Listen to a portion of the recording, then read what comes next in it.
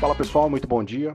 Aqui quem fala é Nicolas Farto, responsável pela área de renda variável da Vertic Invest, falando para o nosso Morning Call de hoje, quinta-feira, dia 13 de julho de 2023. O mercado opera em alta agora no começo do dia, refletindo o bom humor do mercado americano de ontem, o PIB do Reino Unido e mais dados de atividade da China.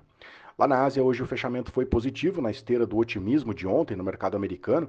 Na China, saíram dados da balança comercial que vieram abaixo do esperado, uma queda de 12,4% nas exportações na comparação com o ano passado, e nessa mesma comparação as importações também caíram 6,8%, reforçando a visão de um crescimento abaixo do esperado para a China.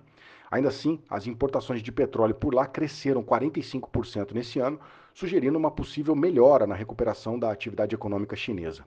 Na Europa, hoje o viés também é de alta com os dados do PIB do Reino Unido em destaque. O PIB do Reino Unido em maio caiu 0,1%, uma queda menor do que o esperado pelo mercado, que estava projetando um recuo de 0,3%.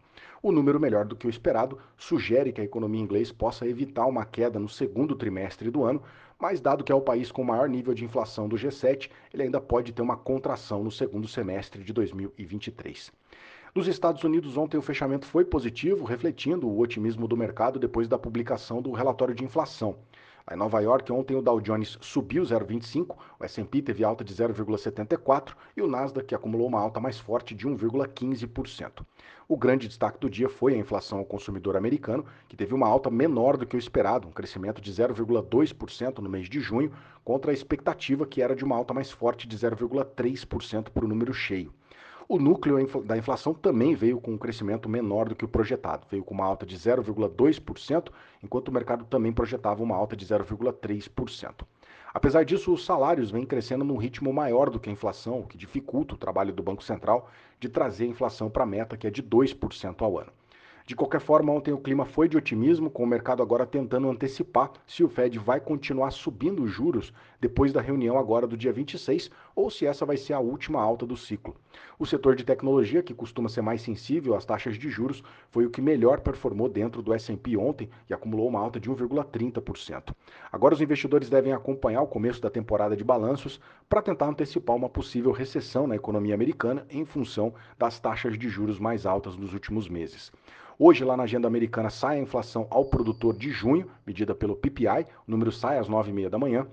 O mercado está esperando uma alta de 0,2%, o que seria uma queda em relação a maio, quando o número veio com alta de 0,4%.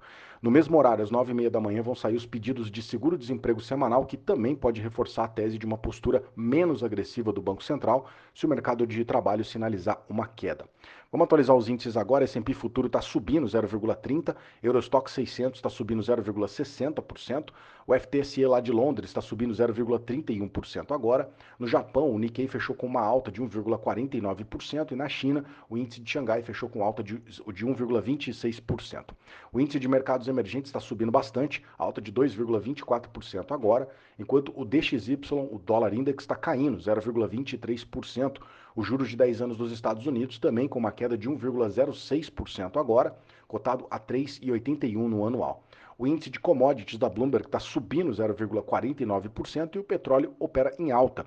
O WTI está subindo 0,25% agora, cotado a $75,94 o barril, enquanto o petróleo Brent está subindo 0,34% e está cotado a $80,40 o barril. O petróleo opera em alta depois da inflação americana que veio abaixo do esperado, sinalizando que o Banco Central dos Estados Unidos pode ter uma postura menos agressiva. Além disso, o aumento das importações da commodity pela China também estão ajudando na alta dos preços na sessão de hoje. O minério de ferro também fechou com alta nessa madrugada na China, com o mercado esperando por mais anúncios de estímulos pelo governo chinês. A Dalian, o minério hoje fechou com alta de 1,59% e ficou cotado aos $115,74 a tonelada. O universo de criptoativos em queda nas últimas 24 horas, o Bitcoin cai 0,5% e está cotado a $30.550. O Ethereum cai 0,4% no mesmo período e está cotado agora a $1.880. Por aqui, ontem o Ibovespa fechou com uma leve alta de 0,09% e terminou o dia nos 117.666 pontos. O dólar fechou com uma queda de 0,9% e ficou cotado aos R$ 4,81. A curva de juros por aqui chegou a operar com queda no começo do nosso dia de ontem, mas terminou com uma alta em quase todos os vencimentos, refletindo o relatório do setor de serviços, que veio com uma alta maior do que o esperado, de 0,9% no mês de maio, enquanto o mercado estava esperando um crescimento menor de 0,3%. Esse número mais alto do que o mercado estava projetando reforça a tese de que o Banco Central por aqui pode diminuir a Selic num ritmo mais lento do que o mercado vinha esperando. Do lado político, o mercado aqui segue de olho nas discussões sobre reforma tributária e arcabouço fiscal, que ainda precisam ser aprovadas no Senado. Ontem, o ministro da Fazenda, Fernando Haddad, disse que as alíquotas da nova regra tributária vão depender das manutenções das exceções que foram colocadas no texto do arcabouço fiscal, que ainda precisa ser aprovado no Senado. No corporativo, destaque para a alta das ações de JBS, que ontem se valorizaram em mais de 9%, depois que a companhia anunciou que deve retomar os planos de listar suas ações nos Estados Unidos, com o objetivo de um crescimento com menor custo de capital. Um outro papel que se destacou nas altas foram as ações da própria B3, que ontem fecharam com alta de 2,3%, depois que a empresa publicou as prévias operacionais, com um crescimento de 6,3% na comparação anual no volume financeiro negociado na Bolsa.